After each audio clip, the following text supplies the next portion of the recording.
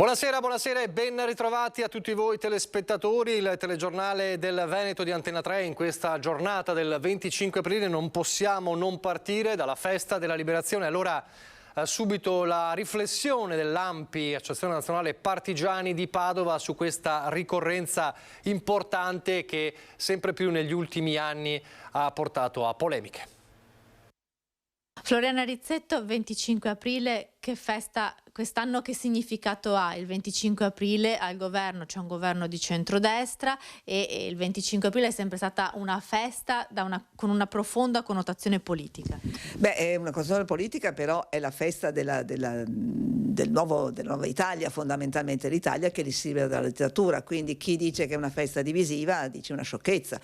È chiaro che quest'anno abbiamo già visto delle avvisaglie e che noi dovremo sicuramente ribadire questo concetto, che appunto è la festa che dà vita alla nuova Italia repubblicana, democratica, costituzionale e alla Costituzione. Ribadire questo perché vediamo tentativi ogni giorno di strisciare e dire cose che non sono vere, quindi dobbiamo ribadire questo concetto al di là di ogni strumentalizzazione politica. L'aggettivo antifascista è tornato nelle scorse settimane, nei mesi scorsi, preponderante anche nella scuola, con una polemica che si è vista partita da Firenze con un'aggressione, ma che si è spostata anche a Padova, dove Blocco Studentesco ha detto la scuola non è antifascista, è libera. Invece per voi libertà e antifascismo sono sinonimi. Appunto, infatti i ragazzi hanno risposto è libera proprio perché è antifascista, perché il fascismo era una dittatura, quindi se si vuol dire che la dittatura lascia libertà, mi pare che sia un controsenso. È chiaro che la Costituzione è per forza antifascista, perché qualcuno dice ma perché non è scritto che è anticomunista? Perché il comunismo in Italia non c'è mai stato come regime, fossimo stati in un altro paese forse sarebbe evidentemente nella Costituzione. Noi abbiamo avuto la dittatura fascista, quindi evidentemente l'antifascismo è segno di libertà, perché dall'antifascismo si forma la liberazione, la resistenza, e quindi nasce la Costituzione che garantisce diritti uguali a tutti i cittadini. Il fatto che l'aggettivo antifascista sia spesso usato a scuola è sinonimo anche di un'attenzione particolare dei giovani a questo tema, e anche a livello di iscrizioni abbiamo visto che ANPI nell'ultimo periodo ha aumentato le sue iscrizioni proprio da parte dei più giovani. Sì, è aumentato dappertutto, perché anche a tutte le età, però sicuramente i giovani, c'è un protocollo che non so se sarà rinnovato perché è in scadenza a settembre, che è il 9° anno, rinnovato ogni 3 anni, tra quello che allora si chiamava MIUR, quello che adesso è di istruzione del merito, fondamentalmente era il Ministero dell'Istruzione, Università e Ricerca, e l'ANPI, proprio perché ci sia questa possibilità di interscambio e anche che l'ANPI intervenga per raccontare un po' le cose in modo serio, in modo corretto. Ecco, quindi c'è un'attenzione dei giovani, perché chiaramente queste cose che si sono manifestate ha creato evidentemente attenzione. Devo dire che la scuola, nell'insegnare evidentemente quella che una volta si chiamava educazione civica, poi cittadinanza attiva, poi adesso non so come siamo messi, e storia, arrivando alla storia contemporanea, deve parlare di fascismo e anche di antifascismo. Festa della Liberazione, 25 aprile, che sono tutti i volti di quei partigiani, ma anche delle tantissime partigiane, le vediamo anche alle sue spalle, che hanno animato l'antifascismo e che hanno combattuto durante la fine della guerra, insomma si sono prodigate. Che ricordo ci può lasciare delle partigiane? Allora, intanto dobbiamo dire che negli ultimi anni si è valorizzato molto il ruolo delle partigiane, sono state riconosciute 35.000 alla fine della guerra e 70.000 che parteciparono ai gruppi di difesa della donna che sorsero nel 1943. E all'inizio si erano tenute un po' da parte perché una donna che sfilava con gli uomini, quindi anche c'è stato anche da parte degli stessi colleghi uomini una sottovalutazione. E poi invece in realtà, diciamo, negli ultimi tempi, in particolare per opera del defunto presidente Smuraglia, c'è stata una valorizzazione, c'è un coordinamento donne dell'ANPI che sta lavorando sulle biografie, ci sono 19 medaglie d'oro, 19 d'argento, 2 o forse più di bronzo, perché poi sono quelle cose che si perdono, e il ruolo della staffetta è stato fondamentale, non è un ruolo minore, è un ruolo sicuramente che tanto era pericoloso perché se ti fermavano, capirai, e poi i messaggi chi li portava, le comunicazioni come era possibile, e poi ci sono state le partigiane combattenti e quelle che hanno assistito, che hanno garantito, quindi c'è una resistenza come quella senza armi, della protezione della popolazione civile, la resistenza degli internati militari, ecco, e le donne sono state assolutamente fondamentali. Da noi nel Veneto sicuramente Tina Anselmi è stata, io l'ho conosciuta personalmente, quindi l'ho apprezzata anche con l'occhio personale che ho avuto con lei, il contatto personale, ma ce ne sono ancora, ce n'è una in provincia di Vicenza molto simpatica, ancora una pelle freschissima tra le altre. Una volta l'ho chiesto cosa hai fatto, va lì, ecco, che è ancora lucida, viva e può testimoniare. E ci sono appunto delle figure notevoli che, ripeto, sono rimaste forse più in disparte rispetto agli uomini, perché anche la cultura è sempre stata maschilista, anche se la Costituzione garantisce a tutti gli uguali diritti. Direi che negli ultimi anni l'ANPI ha rafforzato il ruolo delle donne e la valorizzazione del ruolo delle donne, che è stato fondamentale proprio. E qui abbiamo queste bellissime partigiane friulane che ci, così, alle mie spalle. Anche lei da presidente di ANPI Padova ne è un esempio. Sì, cerco di fare il mio, naturalmente di fronte a loro lasciamo perdere, io sono nata poco dopo la guerra, ma dopo la guerra, però cerco di darmi da fare per mantenere questo spirito e difendere i valori della Costituzione. Dall'ANPI ai cittadini ancora a Padova sulla liberazione. Si è discusso anche nelle settimane scorse della scuola libera antifascista, c'è stata questa polemica. Per voi cosa rappresenta il 25 aprile? È sempre stato un punto di svolta, almeno per il nostro paese. Penso che la polemica sulle scuole, sull'università che si era posta in precedenza non sia fondata, anche perché le scuole dovrebbero imporsi soprattutto su questo tema e quindi è una delle giornate più importanti, insomma, dell'anno, ecco, almeno per noi. È importante per l'unità d'Italia, insomma, per mettere assieme gli italiani, spero, che siamo tutti di una stessa nazione. Si è discusso qualche settimana fa sul significato di antifascismo, se è sinonimo di libertà nella scuola. Ascolta, io veramente quando sento parlare in televisione questi dibattiti fascisti qua e là, nel 2023 mi sembra un'esagerazione, perché oramai è tutto passato nella storia e quindi penso che non si ripeterà una cosa del genere. Per me è una cosa straordinaria, perché il 25 aprile ha segnato una tappa nella democrazia e per la democrazia e per il progresso dell'Italia dopo lo schifo del ventennio fascista. Il valore è immenso, non si discute, non si dovrebbe proprio discutere del valore di questa data. Nei giorni scorsi c'è stata anche questa polemica che univa gli aggettivi antifascista e libertà nelle scuole. Secondo lei antifascismo e libertà sono sinonimi? No, il fascismo, nelle scuole bisognerebbe insegnare la storia, i fatti storici così come sono accaduti, quindi di conseguenza i ragazzi capirebbero il vero significato, non le parole, voglio dire, al di là delle parole. Molto importante ovviamente perché rappresenta la nostra Repubblica. Fondamentale, importantissimo e grazie al 25 aprile noi siamo libere. Ecco, la stessa cosa, credo di averla bevuto il significato di questa festa col latte materno, per cui io fra l'altro sono emiliana, vengo da una famiglia di un certo tipo, per cui il 25 aprile le garantisco che proprio in casa era una gran festa. Ecco, allora le chiedo, si è discusso nelle settimane scorse l'aggettivo antifascista nelle scuole, se è sinonimo di libertà. I giovani, secondo lei, capiscono questa parola, cosa significa veramente antifascismo? Secondo me sì. Secondo me se sono ben indirizzati sì, perché non dovrebbero capire? Io ho fatto l'insegnante, l'hanno sempre capita, sa? E ho fatto anche l'insegnante degli stranieri, ma per il piacere di stare con loro, lei pure, siamo colleghe, quindi ecco. L'hanno capito benissimo, che se poi lei mi chiede andranno a votare oppure no, su questo allora questo è un altro discorso, ma sul significato di questa cosa sì, l'hanno capita benissimo e alcuni la stanno vivendo proprio anche sulla loro pelle.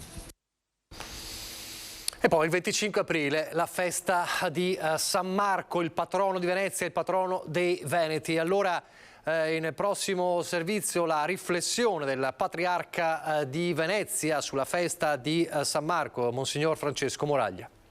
Viva San Marco, viva Venezia, viva le terre venete, realtà plasmate dalla fede cristiana attraverso la presenza dell'Evangelista. Nel suo messaggio per la festa patronale di San Marco, il patriarca di Venezia, Monsignor Francesco Moraglia, anche presidente della Conferenza Episcopale Triveneta, si rivolge non solo ai veneziani, ma anche a tutti gli uomini e le donne delle terre venete. Secondo il patriarca, occorre avere nel mondo di oggi lo stesso sguardo dell'Evangelista. Il 25 aprile ci ricorda questa figura per noi così cara, così amica, così di famiglia, di casa.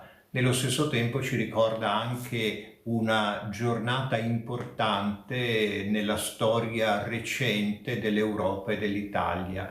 Una giornata che ha segnato il termine del sacrificio di tante persone per la libertà. Dopo aver presieduto la solenne messa nella Basilica Cattedrale di San Marco, trasmessa in diretta su Antenna 3, il pensiero del patriarca va anche alla festa civile della liberazione e alla guerra civile, tutt'oggi combattuta in Ucraina, nel cuore dell'Europa. E allora la libertà cristiana, la libertà del Vangelo, la libertà di una città, la libertà di un popolo ci stanno particolarmente a cuore, soprattutto in questo periodo in cui viviamo il dramma di una guerra, le sofferenze di un popolo. E allora chiediamo all'Evangelista di aiutarci a saper guardare con quella dimensione, con quella profondità che va oltre i drammi, ma non sottovaluta i drammi. Buona festa a tutti di San Marco, confidiamo nell'intercessione dell'Evangelista un ricordo affettuoso di tutti. E poi in questo 25 aprile facciamo anche il punto sul Consiglio delle Autonomie Locali, un organo che è già operativo. Vediamo di cosa si sta occupando. Il ruggito del leone di San Marco. Il 25 aprile il Veneto si chiede come l'autonomia cambierà il futuro. In realtà il primo passo è già stato fatto. È il Consiglio delle Autonomie Locali, istituito con legge regionale del 2017 e operativo dal 2019.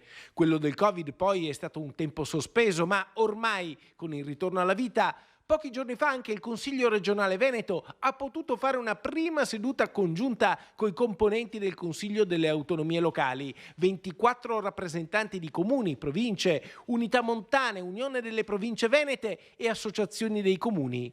Il presidente è il vicentino Stefano Lain, sindaco di Grisignano di Zocco. La sensibilità dei territori viene convogliata in Consiglio regionale, che essendo un organo che legifera, ma non nascondiamo sempre l'origine del Consiglio regionale, che è un'origine fatta di politica e di partiti, mentre quello che è il CAL, il Consiglio delle Autonomie Locali, è l'espressione degli enti locali e quindi dei territori e dei suoi bisogni. Le leggi regionali che riguardano gli enti locali passano per il parere del Consiglio delle Autonomie, che ha un ruolo consultivo. Una delle questioni che vengono affrontate è la sanità, con la carenza dei medici di base. Quello che possiamo fare come enti in toto, quindi enti locali ma anche a regione, è quello di incentivare affinché i nostri giovani possano intraprendere la carriera di medico, di infermiere e quindi in materia sanitaria.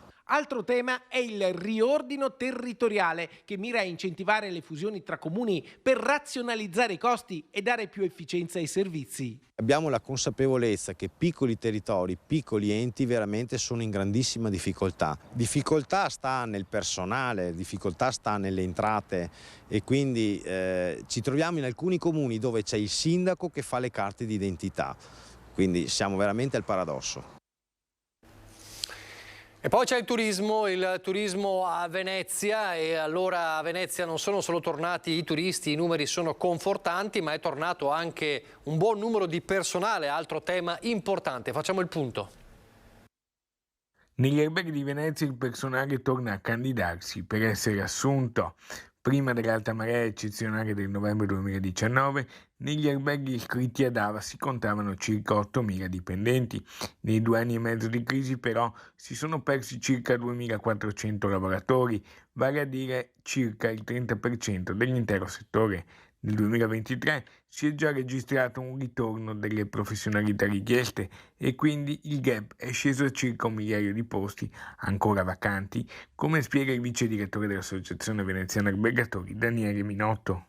L'anno scorso Purtroppo all'atto della riapertura avevamo perso circa il 30% dei nostri collaboratori. Noi abbiamo 8.000 dipendenti diretti nelle strutture alberghiere e quindi circa 2.400-2.500 lavoratori non sono rientrati perché giustamente hanno avuto altre esigenze lavorative e sono andati in altri settori come la logistica, la grande distribuzione e altri settori che durante la pandemia sono andati avanti. Quest'anno si sta verificando un'importante inversione di tendenza. Siamo arrivati a dimezzare all'incirca il gap, quindi siamo ancora a un 15%, quindi 1 migliaio di risorse che sono carenti per il nostro settore, però la controtendenza è continua, quindi possiamo definirci abbastanza soddisfatti. Sicuramente il 2024 vedrà il pareggio di quelle che sono il nostro fabbisogno di forza lavoro. A fare la differenza è la tipologia di contratto che viene offerta. Sicuramente il fatto di essere una realtà che applica il contratto leader del settore del turismo, quindi con le 14 mensilità, con tutti quelli che sono gli elementi, TFR, la bilateralità, i fondi assistenziali, è tornato ad essere sicuramente appetibile per i lavoratori. Siamo convinti che la nostra proposta di lavoro sia una delle proposte migliori del settore. Ancora l'economia, il dato economico di Venezia e Rovigo, province unite nella Camera di Commercio, dati che hanno ripreso a correre nel 2022. L'export delle province di Venezia e Rovigo riprende a correre e supera addirittura i livelli del pre-pandemia, più 40% Venezia rispetto al 2019, più 15% Rovigo. Le due province rappresentano così l'11% dell'intero export del Veneto. A certificarlo è la Camera di Commercio. Sono dati che vedono un più sia nella provincia di Venezia sia nella provincia di Rovigo nel campo della manifattura. I dati ci fanno veramente ben sperare, sono dei dati estremamente positivi quest'anno, 8,85 miliardi di euro per quanto riguarda l'export e 17,7 miliardi per quanto riguarda l'import. Un andamento che fa ben sperare per il futuro. E se le circostanze ancora avverse che abbiamo anche in questi mesi dovessero finire, dovrebbe significare che in futuro possiamo avere sicuramente una strada che vede più occupazione sia nel mondo dell'industria sia nel mondo del turismo e soprattutto che vede le nostre località competere sempre di più e dare un forte impulso a tutto il Veneto. Quanto ai settori più dinamici c'è sicuramente quello delle aziende manifatturiere meccaniche, ma non solo. Rilevante per quanto riguarda la parte di Venezia è il settore delle calzature, che ha dato delle buone performance, e per quanto riguarda sia Venezia che Rovigo la parte alimentare delle bevande. Quanto alle importazioni crescono addirittura del 105% rispetto al 2019. Sembra una cattiva notizia, in realtà l'aumento è dovuto principalmente all'aumento dei costi delle materie prime e delle bollette. Il 10% del gas naturale che arriva in Italia, ad esempio, arriva a Rovigo soprattutto dal Qatar, anche per la presenza del rigassificatore di Porto Tolle. Una scommessa per il futuro potrebbe essere la nicchia delle produzioni di alta qualità. Non ultima l'idea di produrre di nuovo la qualità in Italia piuttosto che lasciarla fuori dai nostri confini, e anche se produrre qualità per noi è un problema perché i costi sono altissimi. Qual è l'effetto dello scarso sonno nei bambini? Lo ha studiato un progetto del comune di Padova. I bambini dormono troppo poco e dormire poco potrebbe provocare in loro comportamenti a rischio in futuro. Lo studio appena concluso dello psichiatra Luigi Galimberti della Fondazione Novella Fronda con il progetto Sonno e Qualità della Vita ha coinvolto 619 famiglie residenti nelle province di Padova e Rovigo con figli da 1 a 5 anni. Ne emerge che il 25% dei bambini dorme meno del necessario. Dormire poco non fa bene al corpo umano. Nel cervello del bambino, che è in fase di evoluzione, i danni sono molto più pesanti e sono dovuti al fatto che un paio di trasmettitori che si chiamano dopamina, quello del piacere, e quello della felicità, serotonina, vanno prodotti in maniera insufficiente e portano un bambino al risveglio in condizioni di irritabilità, cattiva concentrazione, aggressività, e via via salendo con comportamenti che poi possono sfociare in bullismo, in tentativi autosuicidari, tentativi di autoferimento, guida in stato d'ebbrezza, violenze sessuali e tutte le cose che voi ci elargite tutti i giorni nei giornali. Se non corretti nelle abitudini del sonno, in futuro i bambini potrebbero sviluppare aggressività, bullismo e dipendenze. Dovremmo come istituzioni e come scuole anche a spingere i genitori che che possano davvero preoccuparsi di questo. Si diceva che i bisogni dei bambini non sono solo il mangiare, il bere e la cura, ma c'è anche bisogno del sonno, che è un elemento fondamentale. Educare un bambino a dormire bene e il necessario, secondo lo studio del professor Galimberti, porterà poi a un benessere negli anni. Permetterebbe di rovesciare la situazione attuale facendo invertire la tendenza, cioè tutta una serie di malanni che osserviamo oggi nella popolazione giovanile sarebbero drasticamente ridotti se la gente ricominciasse a dormire quello che serve. Con questo consiglio si chiude questa edizione, grazie per averci seguito, vi lascio al meteo.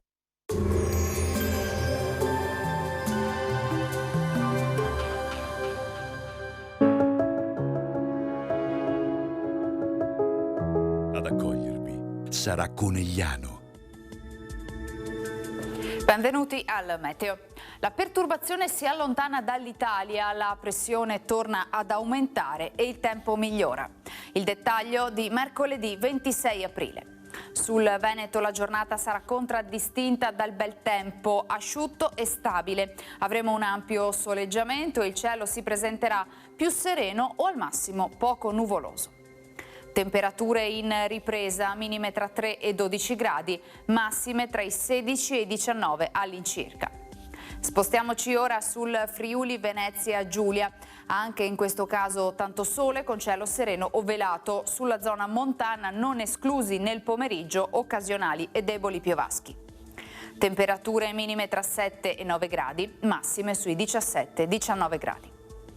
Infine diamo uno sguardo alla situazione del Trentino, Alto Adige, dove il tempo sarà decisamente più soleggiato con alcune velature in transito. Temperature minime intorno ai 7 gradi, massime sui 20 all'incirca. Dal meteo per ora è tutto, vi auguro un buon proseguimento in nostra compagnia.